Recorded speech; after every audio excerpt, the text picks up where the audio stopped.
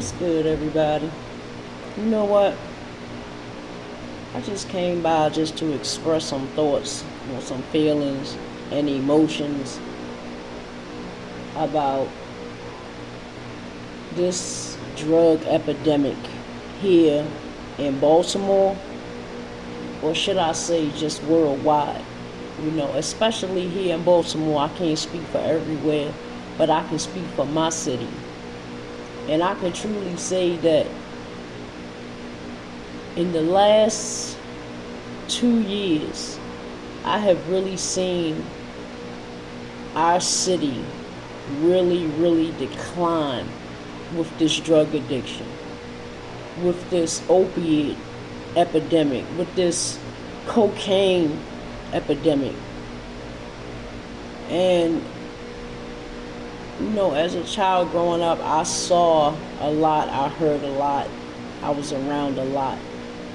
But what I'm seeing now is like mind-blowing, because I'm seeing some of the most resilient, the most intelligent, intellectual people on narcotics. And I know that poverty and racism is a stigmatic all within itself. And just to see our people, suffer from the youngest. I saw a 12-year-old on opiates, on Percocets, on Xannies, and whatever else it is that we are experimenting with. It is taking our people out. It is causing our people to make bad decisions. It is causing our people to walk away from their families. Things that normally they would not do if they were not under the influence of narcotics. I heard a young sister one time say that she was in so much pain emotionally that she took like 15 Percocets. I mean, how can you tolerate that much opiate without actually becoming sick, or you are sick, or it's going to get to a place where it just eventually takes over you? Because the extremities of it is from you start out swallowing it, but then eventually you get to the point where you're either shooting it or you sniffing it. Either way, it's all tragic. And I'm just so appalled, these days, just seeing so many people who have actually, I can't really say given up, but have turned to hard narcotics. It's taken out. I see elderly people on Percocets, on fentanyl. Damn well you ain't got no business in your 60s, 50s, 40s for that matter, experimenting with opiates. But I guess if you start at an early age, it's an addiction. Heroin is an addiction. All of that is an addiction, and it weighs heavy on the mind, on the conscience. It transforms who you are. It don't add to who you are. It takes away from. And this is the plan. This is the plan to demise and to destroy. Our people got really good kings and queens out here. We got mercenaries. We got builders. We got nation builders out here who are caught up in this drug life. And it's for obvious reasons, emotional reasons, experimental reasons, influential reasons. I'm just praying for my city, for the city of Baltimore, man. I'm praying, man. Everybody under the sound of my voice, man. I'm just praying, even if you are engaging, entertaining. I'm praying that God will bring deliverance to my city. Maybe not all, but if he can reach one and teach one, because this thing is like consuming. I'm so to the point now, I'm just like ready to leave Baltimore and move down south, North Carolina, South Carolina. I'm ready to go somewhere in the sticks. You know, take my business and my family and go buy me some land, grow my own food, and just try to get away from what I'm seeing so much, because it's just like it's a eyesore. It really is. Just to look at it, to be around it, to smell it. You know, the smell of sin is filth. Especially when it gets down and it's real grimy with these narcotics. Because when they become addicted to these narcotics, at some point in time, they stop caring about themselves, hygiene-wise, morals, their integrity. You know, just the lowest of the lowest. And I truly have had first-hand experience on watching these narcotics take out some of the best people. And I'm trying to figure to myself, is it that much pain within a person's body that it causes them to get to that place where they just say, fuck it? I know that addiction is strong. I know how it is. Once you caught up, you caught up. You know?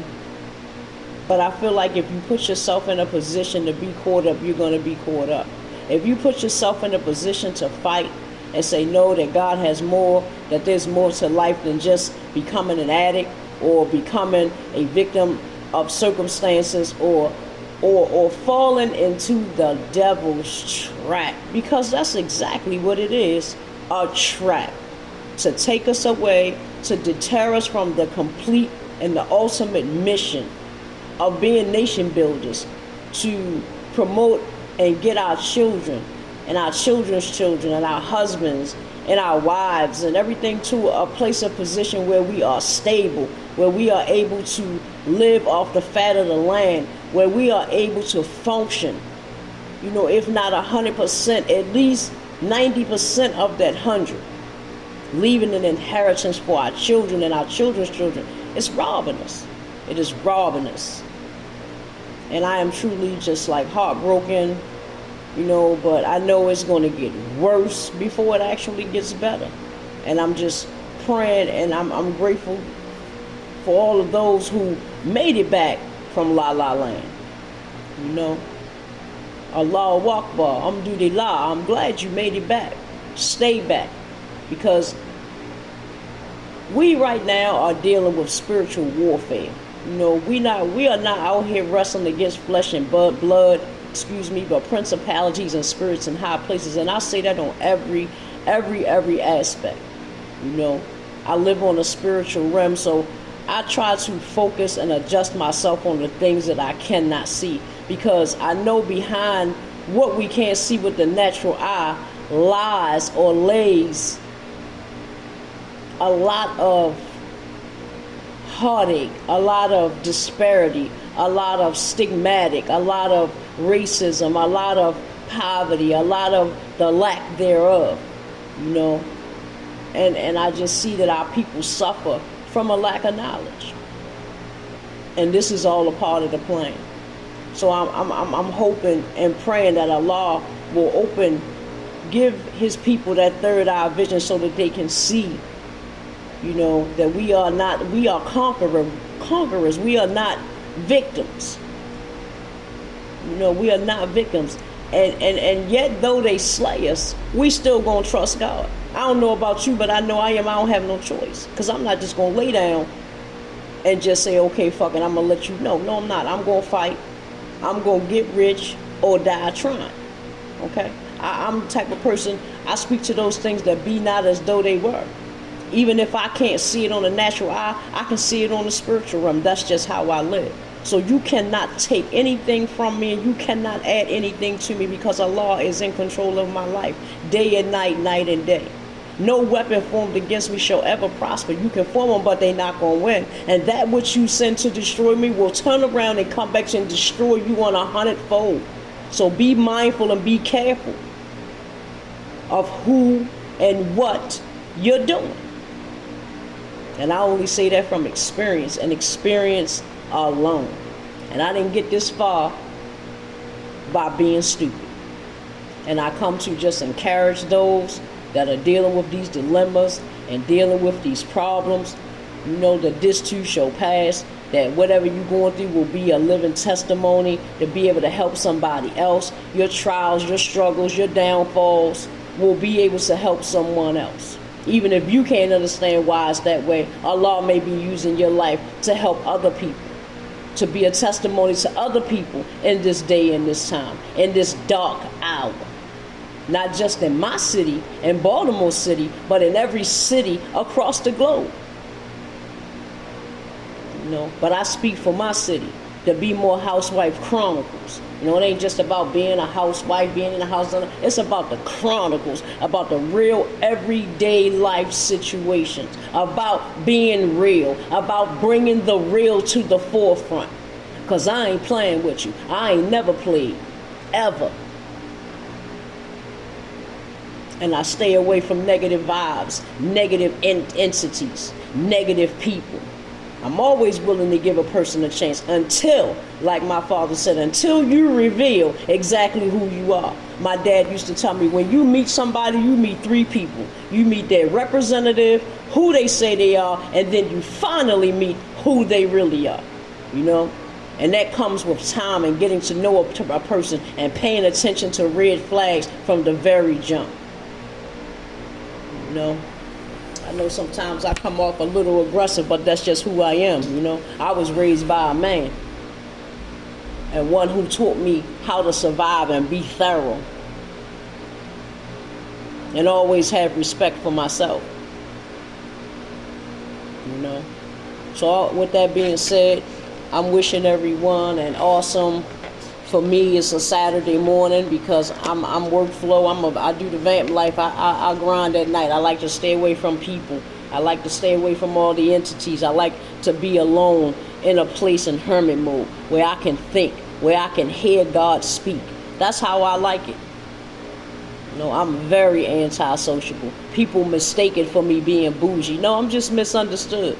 That's all. But I'm zero tolerance for bullshit. Out of all of my dad's children, I am the one that is zero tolerance. I am the one with the worst temper. It is me. I'm more like him. I guess that's why he spent 30 years incarcerated, you know, for murder.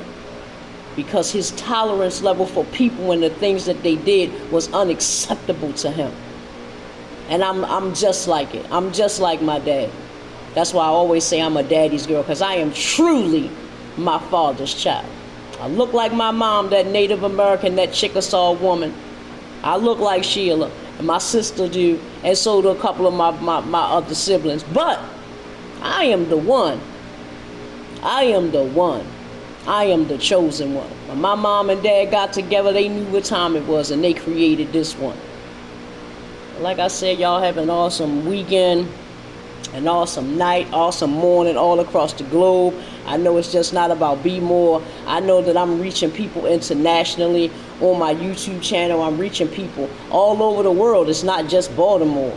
It's Beijing, it's Indiana, it's Pakistan, it's the United Kingdom.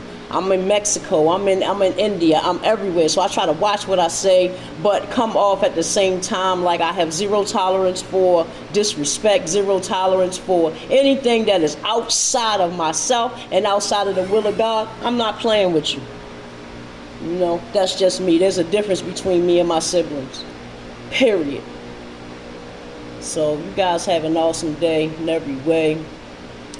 You know, if I fuck with you, I fuck with you. If I don't, I don't. If I can do for you, I'ma do for you. If I can't, I won't. You know, I'm not the one for lies and playing games. I want to see everybody doing good. That wants to see me doing good. I'm not gonna sit up here and say I want to see everybody doing good. I want to see I would love everybody. I'll be a lying, Mom. I'll be lying. That's a lie. Because I don't want to see nobody prosper that don't want to see me prosper. Please, I ain't wishing you well if you ain't wishing me well. What I look like? I'm sucker free, and I'ma stay sucker free. And for those, for everyone that I care about and I love, y'all stay prayed up out here, man. It's about spiritual warfare. Stay prayed up. First thing in the morning, last thing at night. Stay prayed up. Love somebody other than yourself. Look out for those who cannot look out for themselves. And I promise you, Allah will make a way in that situation that you just can't seem to figure out, or He'll move some mountains that you've been trying to move on yourself. Just trust Him. Inshallah, y'all have an awesome night and an awesome morning. Be blessed.